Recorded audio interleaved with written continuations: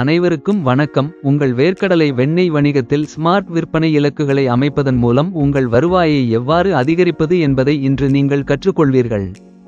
எங்கள் மற்ற வீடியோவில் விவாதிக்கப்பட்டபடி வேர்க்கடலை வெண்ணெய் வணிகத்தை அமைக்க ரூ.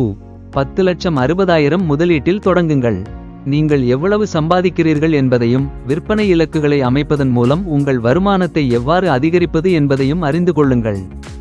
இதை கற்பனை செய்து பாருங்கள். தொடங்கி 2 மாதங்களுக்குப் பிறகு உங்கள் முதலீடு பணம் சம்பாதிக்க தொடங்கலாம்.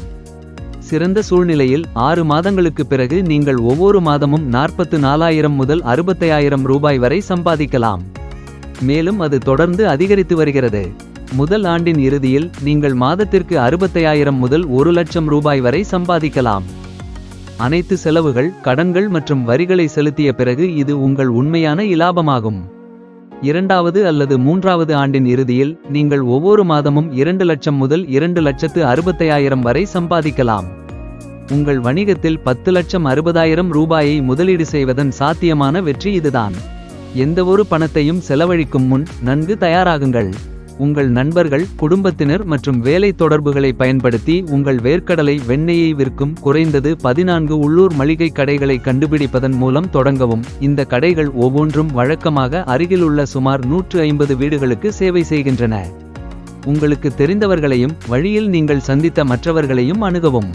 நினைவில் கொள்ளுங்கள், பாதி கடைகள் மட்டுமே ஒப்புக்கொள்ளக்கூடும் என்பதால் சுமார் 20 முதல் 30 வரை கடைகளுடன் இணைக்க முயற்சிக்கவும்.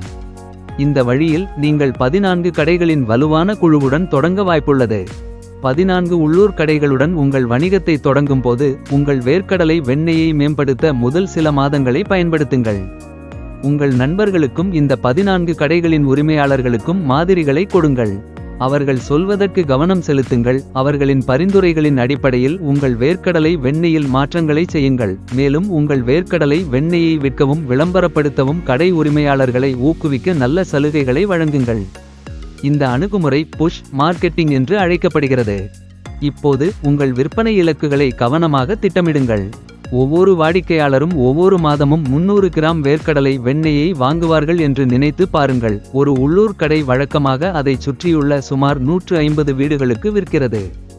நீங்கள் 14 கடைகளுடன் தொடங்கினால் விரைவில் பணம் சம்பாதிக்கத் தொடங்கும் நல்ல நிலையில் இருக்கிறீர்கள். 6வது மாதத்திற்குள் 18 கடைகளாக அதிகரிக்க முயற்சி செய்யுங்கள். உங்கள் 2வது ஆண்டின் இறுதிக்குள் 43 கடைகளை இலக்காக கொள்ளுங்கள்.